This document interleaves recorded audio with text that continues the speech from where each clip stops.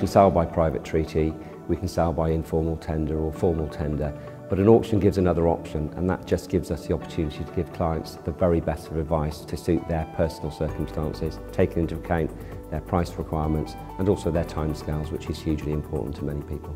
They're very honest, open. The auction packs and the legal pack is always good and very informative. All the legal documentation is done and dusted well in advance. It then goes to the auction, and you know on the night of the auction, as soon as the hammer goes down, you've got an exchange and you're going to complete within 28 days.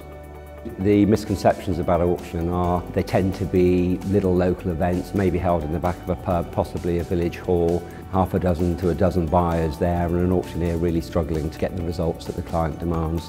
We've managed to move into much bigger locations by holding multi-property auctions. The great thing with the auction is you get the best of both worlds because it's marketed from the office that the property is in 4 weeks leading up to the auction. We do all the viewings. Essentially you get an open house 3 times a week, twice in a week, one on a Saturday. You get all the buyers round, create a bit of urgency. I actually showed somebody around today who only saw it last night, rang up this morning, and they've come to bid for it this evening. A much more personal touch in the southwest, I would say.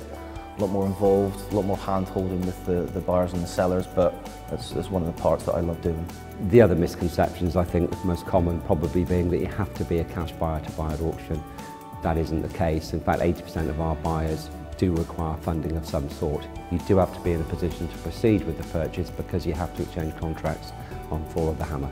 We sell for a multitude of different clients, ranging from the large corporate companies selling repossessions or their portfolios, down to solicitors with probate sales or divorce cases, through to Mr and Mrs Smith who are selling even just a garage. You know you've bought the house and the feeling of confidence is definitely there. And on the fall of the gavel, that's a legally binding exchange of contracts.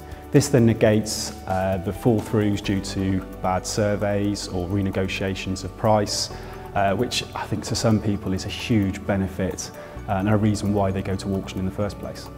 Our people are the real difference between ourselves and our competitors. We have highly experienced people, enthusiastic people, and people that really want to listen and care about your needs and your requirements. I think Strakers' biggest achievement would be the fact that we're now market leaders without doubt in Wiltshire.